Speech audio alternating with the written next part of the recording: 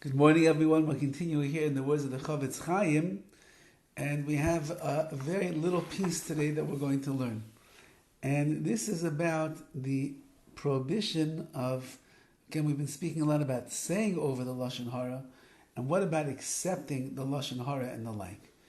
And so the CHOFETZ CHAIM has spent a lot of time describing who says the words, who you're talking to, who you're talking about.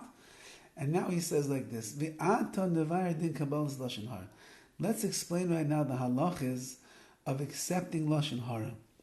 Inyan Kabbalah's Lashon HaRa, this prohibition the Torah has of accepting Lashon HaRa, the Torah has warned us about this.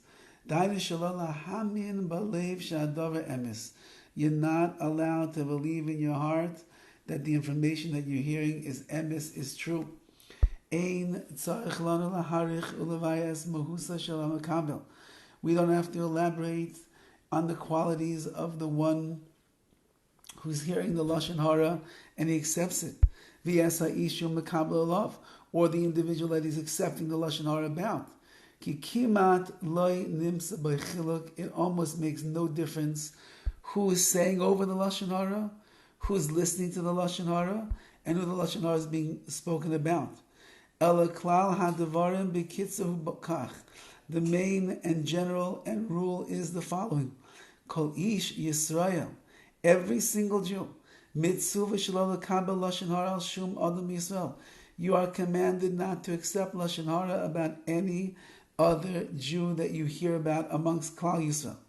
Chutz, except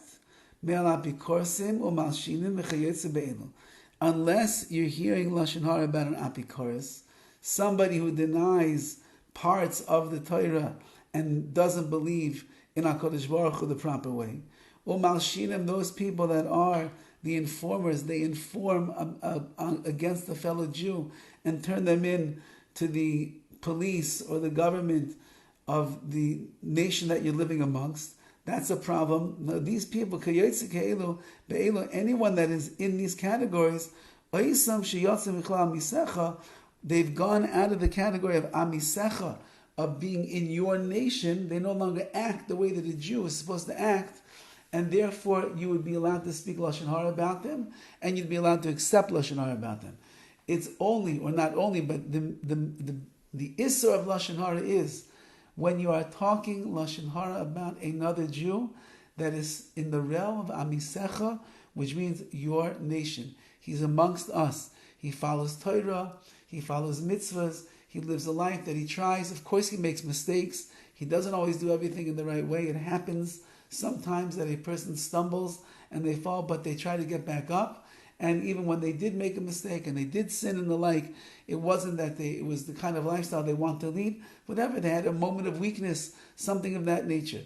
But someone that's an apikoros, a self-proclaimed apikoros, lives his life as a heretic, someone that's a malshin that turns other yidden in to the authorities to get them in trouble, to save himself if that's what he needs to do. Those people are no longer within amisecha. They're no longer part of the Jewish nation as we have seen in the Torah, and therefore, if you speak Lashon HaRa about them, in some cases, as we said before in the CHOFETZ CHAIM, even a mitzvah to speak the Lashon HaRa that everybody should know, to stay clear and stay away from such people. Okay, we have one little more piece over here.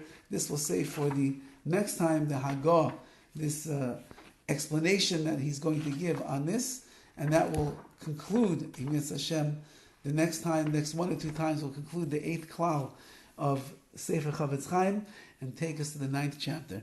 Have a wonderful day and a wonderful Shabbos.